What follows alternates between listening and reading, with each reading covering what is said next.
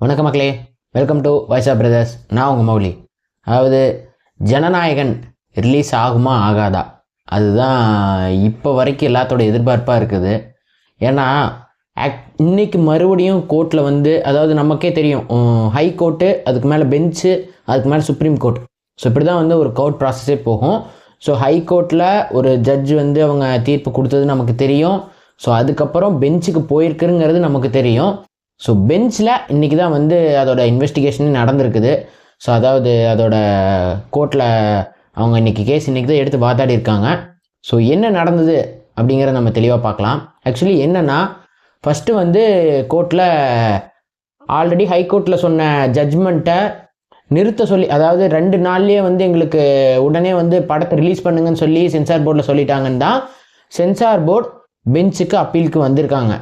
So அப்படி censor board இங்கே அவங்க ஃபஸ்ட்டு போட்ட கேஸே எதுக்குன்னா, அந்த ஜட்ஜு சொன்னதை தப்புன்னு சொல்லி அதை ஸ்டே வாங்கணும் அப்படிங்கிறக்காக தான் இந்த கேஸே போட்டிருக்காங்க.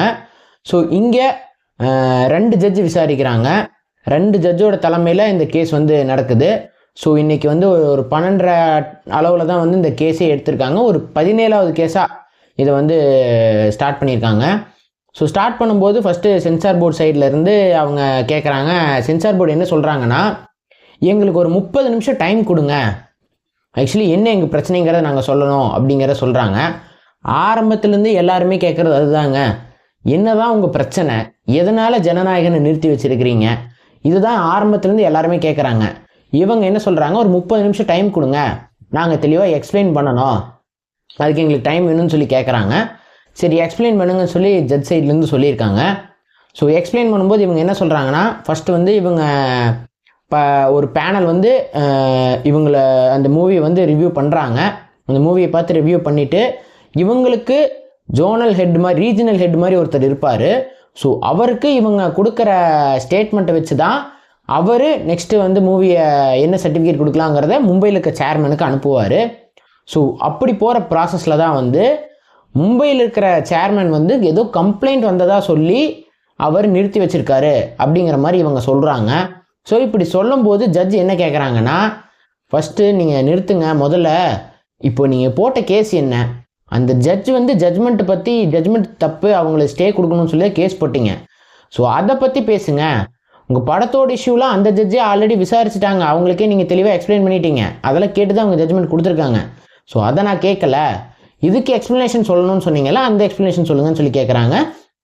ஓகே, நாங்கள் அதுக்கான எக்ஸ்ப்ளனேஷன் சொல்கிறோன்னு சொல்லி அதுக்கப்புறம் படக்குழு என்ன சொல்கிறாங்கன்னா, இந்த மாதிரி நாங்கள் எங்களுக்கு 2 நாளில் உடனே அவங்க நாங்கள் எங்கள் சைடு வாதாடுறதுக்கே எங்களுக்கு பெருசாக டைம் கொடுக்கல, அவங்க உடனே படத்தை ரிலீஸ் பண்ணோம் அப்படின்னு சொல்லி டக்குன்னு முடிவெடுத்து சொல்லிட்டாங்க.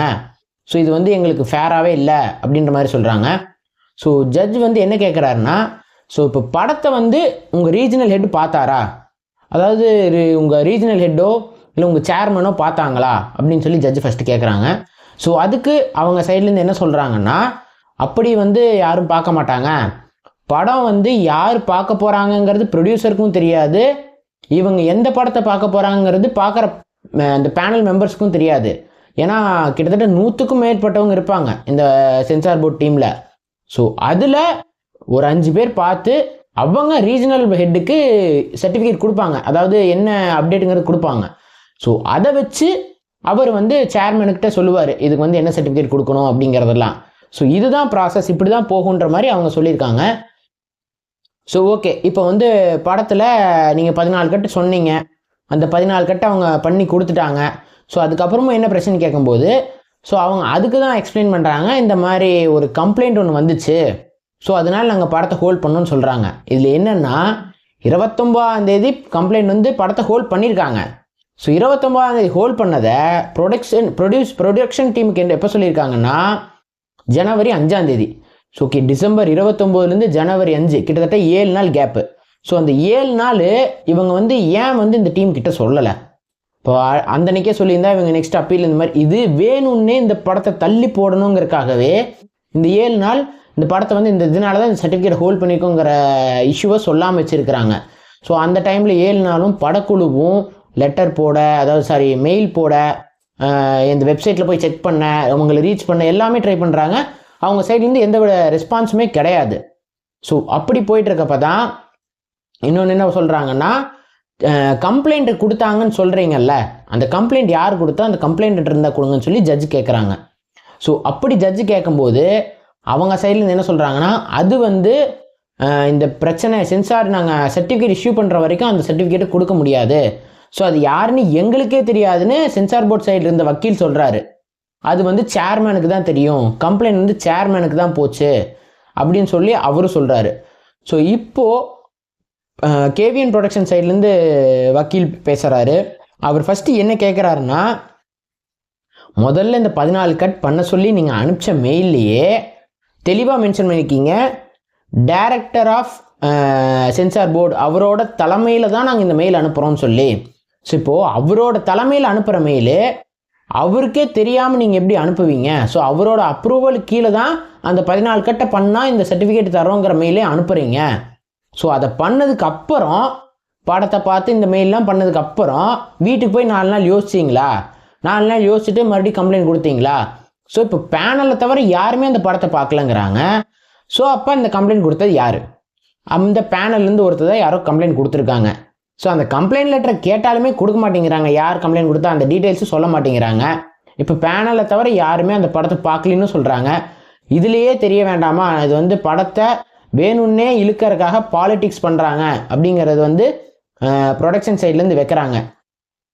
இப்போது ஜட்ஜு வந்து இந்த இடத்துல ஒரு கேள்வி கேட்குறாரு, என்னென்னா, நீங்கள் ஏன் சென்சார் சர்டிஃபிகேட் வாங்குறதுக்கு முன்னாடியே ரிலீஸ் டேட்டை அனௌன்ஸ் பண்ணீங்க அப்படின்னு சொல்லி. இதுக்கு கேவிஎன் ப்ரொடக்ஷன் சைட்லேருந்து என்ன சொல்கிறாங்கன்னா, அதாவது எந்த ஒரு படமும் சர்டிஃபிகேட் வாங்குறதுக்கு முன்னாடியே டேட்டை அனௌன்ஸ் பண்ணிடுவாங்க. அதாவது சர்டிஃபிகேட் வாங்கிட்டு தான் அனௌன்ஸ் பண்ணணுங்கிற அவசியம் இல்லை. இப்போது ஷூட்டிங் போயிட்டுருக்கப்பவே எல்லா படமும் டேட் அனௌன்ஸ் பண்ணிடுறாங்க. ஸோ அப்படி இருக்கப்போ நீங்கள் எப்படி சர்டிஃபிகேட் வாங்கிட்டு தான் ஒரு மூவி வந்து டேட் அனௌன்ஸ் பண்ண முடியும்னு சொல்ல முடியும்? ஸோ அப்படி எதுவும் கிடையாது. டேட் அனௌன்ஸ் இவங்க வந்து டேட் அனௌன்ஸ் பண்ணிட்டாங்கன்னு வேணுங்கிறதுக்காகவே இவங்க படத்தை இழுத்துருக்காங்க அப்படிங்கிறது வந்து ப்ரொடக்ஷன் சைட்லேருந்து ஒரு கம்ப்ளைண்ட்டாக வைக்கிறாங்க. இப்போ ஃபைனலாக அவங்க கோர்ட்ஸ் பெஞ்ச் சைட்லேருந்து என்ன சொல்லியிருக்காங்கன்னா, அதாவது டேட்டே அனௌன்ஸ் பண்ணாமல் தீர்ப்பை தள்ளி வைக்கிறோன்னு சொல்லியிருக்காங்க. அதாவது நெக்ஸ்ட்டு ஹியரிங் கிடையாதுங்க, நெக்ஸ்ட்டு தீர்ப்பே தள்ளி வைக்கிறோன்னு சொல்லியிருக்காங்க. ஸோ நெக்ஸ்ட்டு டேட் என்ன டேட் அவங்க சொல்ல போகிறாங்களோ அந்த டேட்டில் ஜட்ஜ்மெண்ட்டே கொடுத்துருவாங்க. ஸோ எனக்கு தெரிஞ்சு February end மேபி மூவி வர்றதுக்கான வாய்ப்புகள் இருக்குது. சப்போஸ் அப்படி வரல அப்படின்னா இது பியூர் பாலிட்டிக்ஸாக போயிடும். ஏன்னா அரசியல் எலெக்ஷனை அறிவிச்சிட்டாங்க அப்படின்னா அரசியல் சார்ந்த எந்த படமும் ஆஃப்டர் எலெக்ஷன் அனௌன்ஸ்மெண்ட்டுக்கு அப்புறம் வரக்கூடாது. ஸோ அதுக்காகவும் எய்ம் பண்ணி இவங்க புஷ் பண்ணுற மாதிரி தான் எனக்கும் தோணுது. ஸோ நல்லபடியாக படம் ஆக்சுவலி விஜய் அவர்களோட கடைசி படம். ஸோ இந்த படம் நல்லபடியாக வந்ததுன்னா எல்லாரும் அவங்களோட எமோஷன்ஸோடு கனெக்ட் பண்ணியிருப்பாங்க, படத்தை பார்க்கணுன்னு அவ்வளோ ஆசையில் இருக்காங்க. ஸோ இது நல்லபடியாக வரணுங்கிறது எல்லாரோட எதிர்பார்ப்பும். ஆல்ரெடி விஜய் இன்னும் அந்த சிபிஐ அப்டேட்டுக்காக சிபிஐ என்கொயரிக்காக போயிட்டுருக்கிறாரு. அதுவும் 2 தடவை வேறு வர சொல்லியிருக்காங்க. அதை பற்றி நம்ம அடுத்த வீடியோ பேசணும். ஸோ அப்படி அவர் அதுக்கு அலைஞ்சிட்டு இருக்கப்போ அவர் மறுபடியும் இதுலேயும் போட்டு அடிக்கிற மாதிரி வேணும்னே இந்த மூவிக்கு பேர் போட்டு இழுத்து அடிச்சிட்டு இருக்கிறாங்க. ஸோ இது எங்கே தான் போய் முடிய போகுதுன்னு தெரியல. எலெக்ஷனில் நல்லதாக ஒரு மாற்றம் வந்தால் தான் இது அத்தனைக்கும் ஒரு முடிவு வருங்கிறது என்னோட அபிப்பிராயம். அடுத்து ஒரு நல்ல வீடியோவில் சந்திக்கிறேன். அது வரைக்கும் பாய் மக்களே.